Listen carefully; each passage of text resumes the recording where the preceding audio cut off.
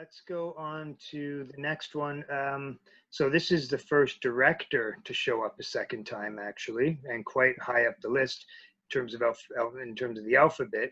Big Little Lies, Janis Joplin, or rather Big Brother and the Holding Company, I guess is the actual credit. Ball and Chain, and the director is Andrea Arnold, who also did the American Honey, right? But you know what, Scott? That's from the first season, and that's not Andrea Arnold. Oh, okay. She comes along in the second show, season. so there's different directors, right? Yeah, she did the whole second season, but and I like the music in the second season. That Fleetwood Mac clip I shared with you, that's from the second season.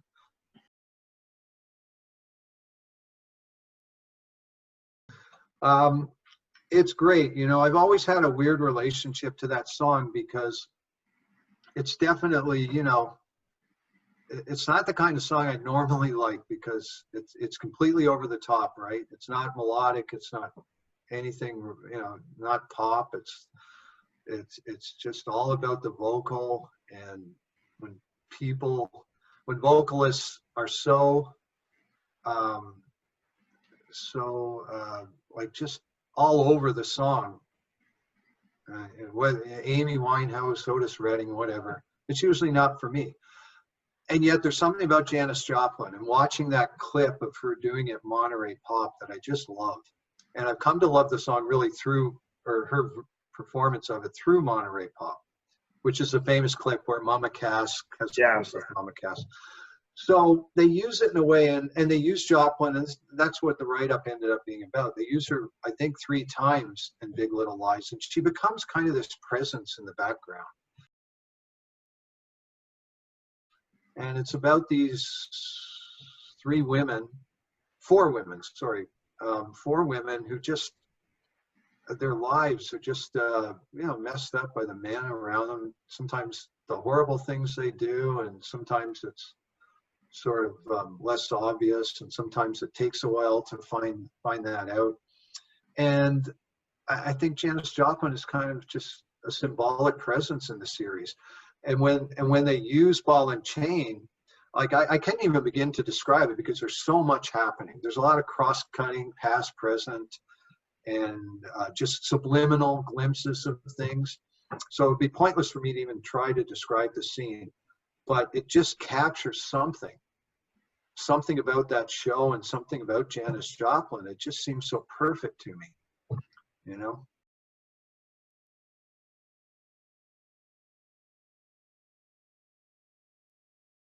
Well, and what I liked in your write-up was maybe the way you sort of, the good way to say it is the way that, one of the reasons it reached you maybe is because you start to sort of recollect all these moments from your own childhood or whatever, when you're a younger person, teenager in high school, or high school, where Janis Joplin was kind of you have all these kind of grainy memories of Janis Joplin reaching you, and I felt like I had a tiny bit of that, but being 3 years younger than you, it didn't quite get to me quite the same way. But still, what you wrote sort of resonated. Like I always found Janis Joplin to be a little bit haunting, or like almost like scary or something. Like when I was growing up, it's like, oh, I think that's just too intimidating for me. Or same here.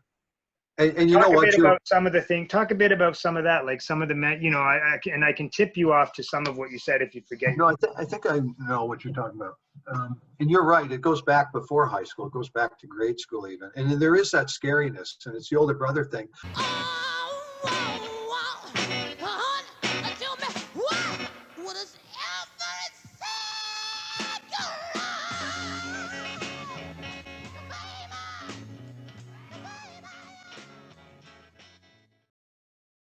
Certainly when I was 9 or 10, Janis Joplin and Jimi Hendrix would have been the first rock deaths that I ever encountered, right? And I did hear about it. I don't think it really meant much to me, but I was aware of it. Yeah. Even in a way, even more aware than them, more aware of their deaths than when Jim Morrison's death happened, which happens after theirs. Right. So I just grew up kind of in the shadow of both of them. You know, I really didn't discover their music until high school, when among the very first albums I bought were Janis Joplin's greatest hits, the one where she's on the motorbike. Yep. I think Lester Bangs might have reviewed it for Rolling Stone, and of course Smash Hits. And I played them to death in high school, just over, constantly. They were like among my two favorite albums, and also Weird Scenes Inside the Gold Mine. Because I grew up at that time, I listened to AM radio and loved all the KTEL stuff.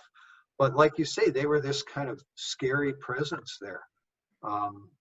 No firsthand recollection of them when they were alive, even though I probably had heard Hendrix at least on the radio before he died. I don't know about Janis Joplin. Maybe, no, me and Bobby McGee came out after she died. And then, I drifted away from them. And it's only really when I started teaching that two of my favorite things, sharing music with students, would be the Ball and Chain clip from Monterey and the Woodstock clip from, or the Star Spangled Banner clip from Woodstock, because I just wanted to see how the kids would react. Because, it's not like you can watch those two clips and not pay attention, right? Mm. I mean, I knew sometimes they would laugh, especially at Joplin. I could see them looking at each other laughing. And, I sort of got used to that. I probably pushed back early on, like, don't laugh, how dare you laugh? And Hendrix, I think they just didn't know what to make of it. And I love talking about it. And I would always throw out the same questions, what do you hear when you hear that? And I lead into a conversation about the Vietnam War.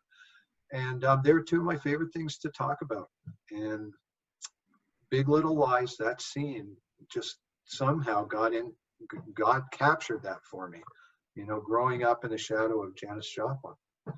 And another thing, and I mentioned this in the thing, was I used to see CTV used to run this documentary that played, and it when I went to look for this later on at a certain point, it was so hard to confirm that it even existed, and it turns out, of course it does. I have memories of that too, actually. Probably, I'll bet you encountered it too, because they played it a lot. Probably ran it 2 or 3 times a year, and I'm pretty sure it was CTV.